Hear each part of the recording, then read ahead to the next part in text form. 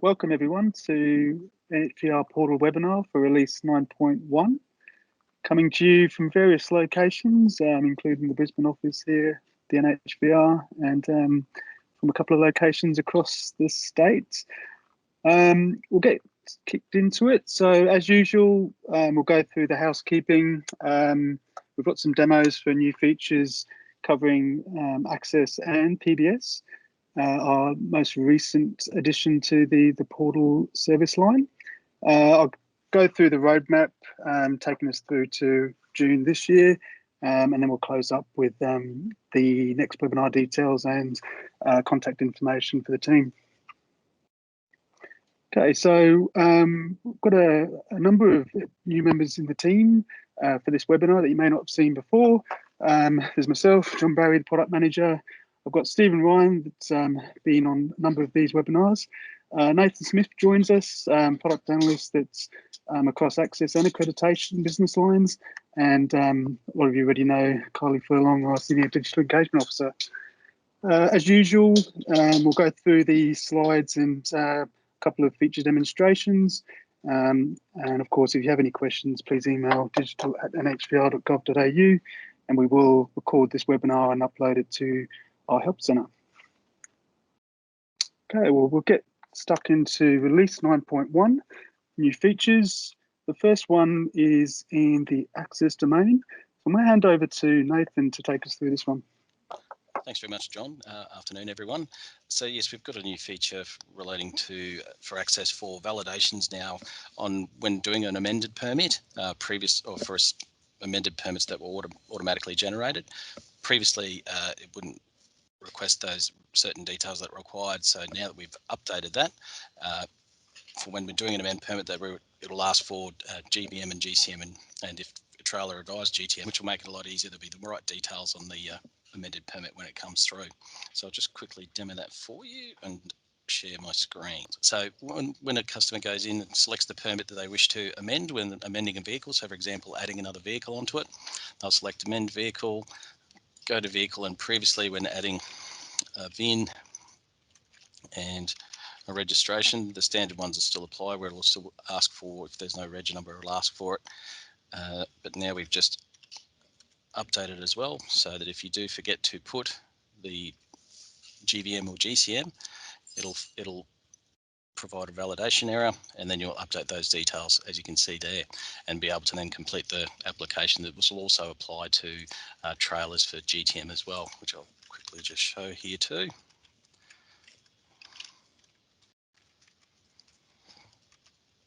So if I forget it in there, and as you can see, both are coming up saying that they require the selected details. So that just makes things a lot easier and more efficient for permits going through. Means less work handling for manually going in and checking it and asking for it and getting back to the customer for those details. So that's a great help for the access team. Thank you. Thanks, John. Great, thanks, Nathan. That's awesome. So we'll now move into several features for our new module, PBS, and I'll hand over to Steve to take us through these. All right, thanks, John. Hi, everyone. So yeah, we'll go through some new features that have been put in there for PBS. So for those of you that are using PBS, it's only been available on the portal for the last couple of weeks, but we've been receiving feedback, and we also have a program of work internally where we're adding features on an ongoing basis to make the service easier to use. So the first ones that I'll go through are related to self-service of your user profiles. So as you'll see on screen there, so there's for PBS portals to be able to update the user profile or change passwords.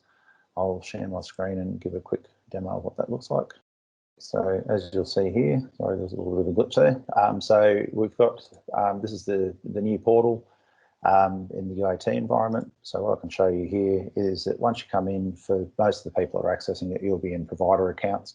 So up on the top right, you have your name and your user permission within the portal. So what you'll be able to do is if you click that, you'll be able to click profile. It gives you some information about your profile. And there's the options in here around being able to update your name or add or update a phone number is one part of that. So that's piece will be available from today's release.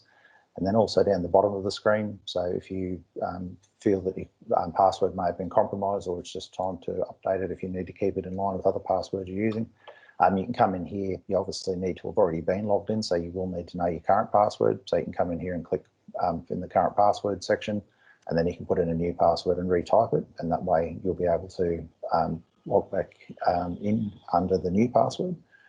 So that's one feature. Then the other feature is, I'll quickly show, so the reset my password link, that'll take you through the process to be able to reset your password. We'll just show it quickly. So yeah, you'll just follow the instructions, put in your email address, click email reset link, and that'll send through to you. So that'll again be another self-service function that isn't currently available. So that'll be released today as well. So that's one set of pieces of functionality that we're adding to sort of increase that self-service element of what's in the portal. Then I'll quickly cover this off, and then we can go back and have a look at it in the slides when we get back to that part. But some of the pieces of feedback that we've been given from the users, we know majority of everyone that's working in a provider account, you're doing applications on people's behalf. One of the fields that you've got in that in those applications is a registered business name. So some of the feedback that we've received is it would be useful to be able to see business name in this application tracker view. So what we have been able to do is add that in as a field. You can set that up in your views. You can add or remove it in this show hide columns. So that way it gives you another option to be able to sort, filter on applications depending on which customer you put those applications in for. And there's a number of others that we'll see on screen in a second in the slides, including one of the ones that was that the help button down here was obscuring controls. So we've been able to sort of move that out of the way so that the controls like saving or navigating your way through the tables in the application tracker don't get obscured. So that's just a couple of the updates that we've made. We'll move back to the slides, and then we'll be able to sort of go through that and sort of talk about them a little bit more. So yeah, so the ones that I've already covered, adding the business name, table filter and save buttons are obscured by the help button.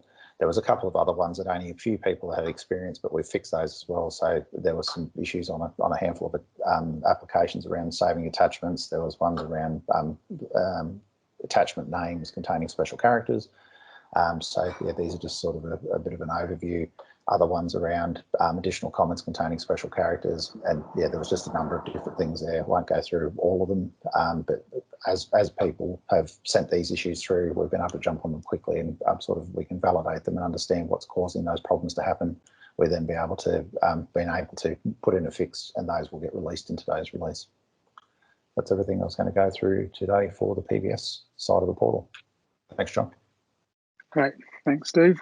All right, so we'll cover off on the roadmap, taking us through to April here, but I'll cover off a bit what we're doing through to June. So, of course, for our experience line, we're actually trialling some new engagement and help tools with our PBS provider end users.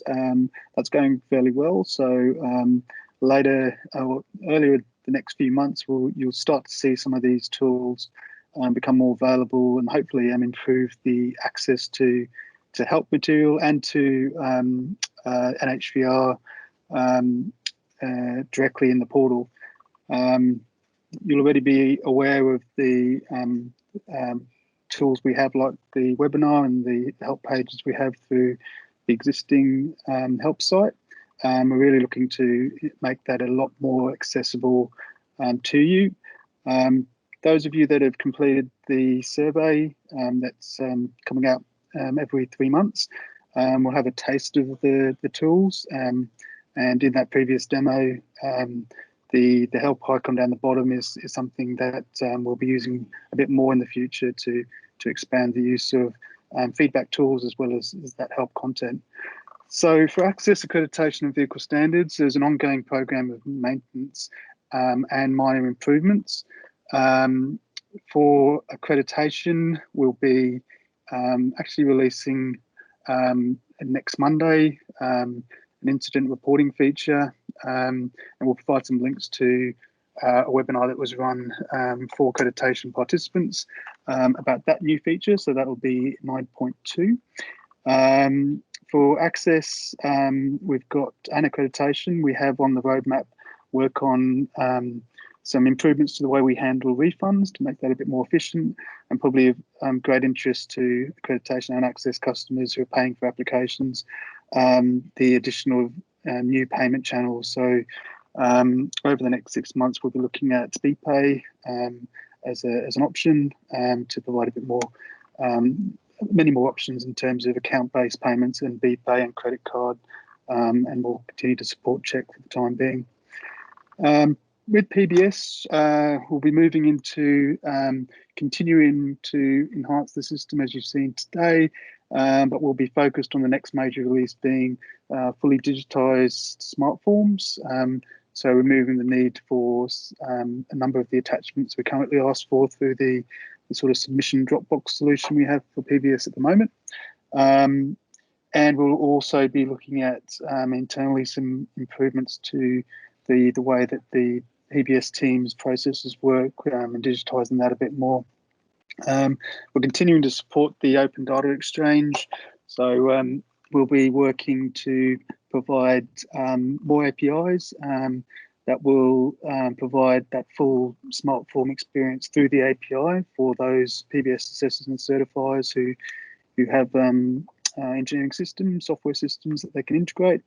That API and the developer platform is also available to road managers, and we're working over the next 3 months to make some of the access information and consent and permit information available to them, and we'll be providing more updates in future webinars. And our digital asset management piece of work, so this is providing an asset inspection register for culverts and bridges, particularly for local government, in line with some Commonwealth funding, specifically targeting local government. That new feature will be going into testing in March with a select group of local government, and we'll be looking to go live with that at the end of April. That tool set will provide improvements to the existing layer that's available in the portal now, which provides information about local government structures. We'll be providing a lot more information about that when we move into the testing phase.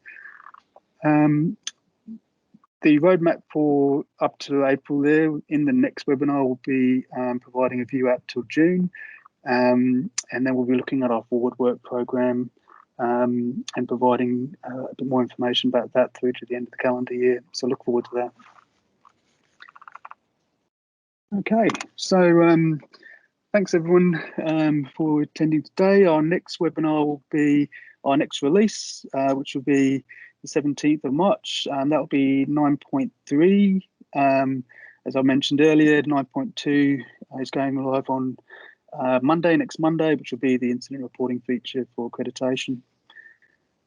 And of course, if you need to contact us and require support, you have the Help Centre available to you. Those service providers, so the PBS assessors and certifiers who are using the new features, you have the online help tools available to you there, and of course links back to this webinar and other online training material. If you need to contact us, please contact the call centre. You have the email support@nhvr.gov.au, and for road managers, remember the road manager hotline is available with the direct email to rm.inquiries. And that is it. Thank you very much.